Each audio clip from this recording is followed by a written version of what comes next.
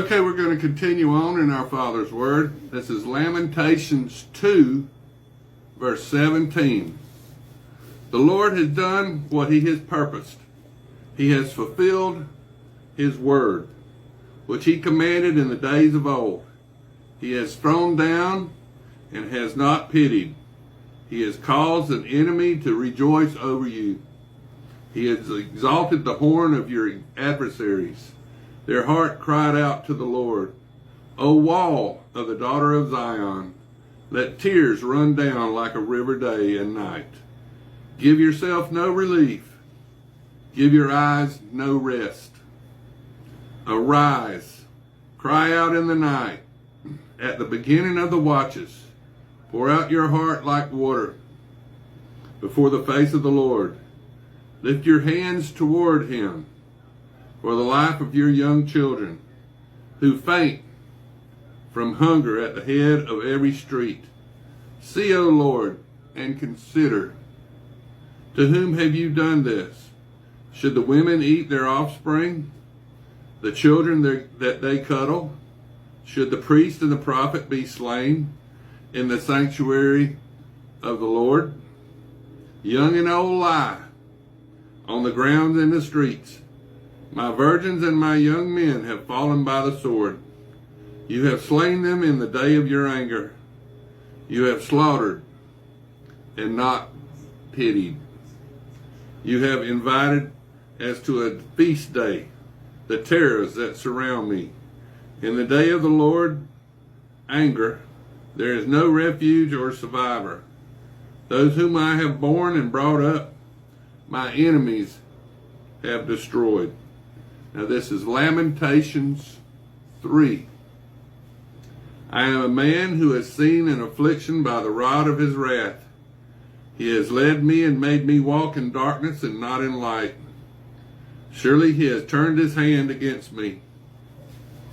Time and time again throughout the day, He has aged my flesh and my skin and broken my bones. He has besieged me and surrounded me with bitterness and woe. He has set me in dark places, like the dead of long ago. He has hedged me in so that I cannot get out. He has made my chain heavy. Even when I cry and shout, He shuts out my prayer. He has blocked my ways with hewn stone. He has made my paths crooked. He has been to me a bear lying in wait, like a lion in ambush. He has turned aside my ways and torn me in pieces. He has made me desolate. He has bent my bow. He has set me up as a target for the arrow. He has caused the arrows of His quiver to pierce my loins. I have become the ridicule of all my people, their taunting song all the day. He has filled me with bitterness. He has made me drink wormwood. He has also broken my teeth with gravel and covered me with ashes. Wormwood means a bitter pill to swallow. And followed me with ashes. You have moved my soul far from peace. I have forgotten prosperity. And I said, my strength and my hope have perished from the Lord. Remember my affliction and roaming, the wormwood and the gall. My soul still remembers and sinks within me. This I recall to my mind. Therefore I have hope. Through the Lord's mercies we are not consumed, because His compassions fail not. They are new every morning. Great is your faithfulness. The Lord is my portion, says my soul. Therefore I hope in Him. The Lord is good to those who wait for Him, to the soul who seeks Him. It is good that one should hope and wait quietly for the salvation of the Lord. It is good for a man to bear the yoke of it in his youth. Let him sit alone and keep silent because God has laid it on him. Let him put his mouth in the dust. There may yet be hope. Let him give his cheek to the one who strikes him, and be full of reproach. For the Lord will not cast off forever. Though he causes grief, yet he will show compassion, according to the multitude of his mercies.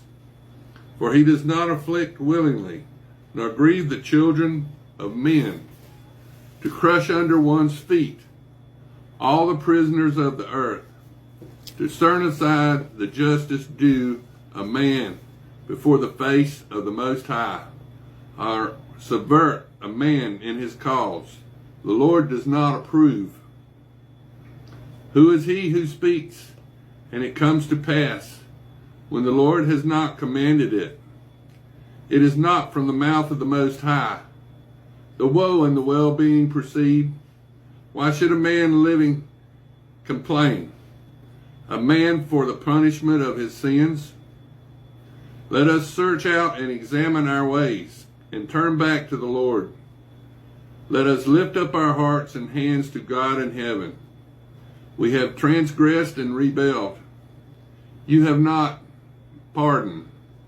You have covered yourself with anger and pursued us. You have slain and not pitied. You have covered yourself with a cloud. The prayer should not pass through. You have made us an offscourging and refuge in the midst of the peoples. All our enemies have opened their mouths against us. Fear and a snare have come upon us, desolation and destruction. My eyes overflow with the rivers of water for the destruction of the daughter of my people. My eyes flow and do not cease, without interruption. To the Lord from heaven looks down and sees. My eyes bring suffering to my soul because of all the daughters of my city. My enemies, without cause, hunted me down like a bird. They silenced my life in the pit and threw stones at me. The waters flowed over my head, and I said, I am cut off. I call on your name, O Lord, from the lowest pit. You have heard my voice. Do not hide your ear from my sighing, from my cry, for my help. You drew near on the day I called on you, and said, do not fear. O Lord, you have pleaded the case for my soul. You have redeemed my life. O Lord, you have seen how I am wronged. Judge my case. You have seen all their vengeance, all their schemes against me. You have heard their reproach, O Lord. All the schemes against me, the lips of my enemies, and their whispering against me all the day. Look at their sitting down and their rising up. I am their taunting song. Repay them, O Lord, according to the work of their hands. Give them a veiled heart. Your curse be upon them. In your anger, pursue and destroy them from under the heavens of the Lord. Now this is Lamentations 4. How the gold has become dim. How changed to fine gold.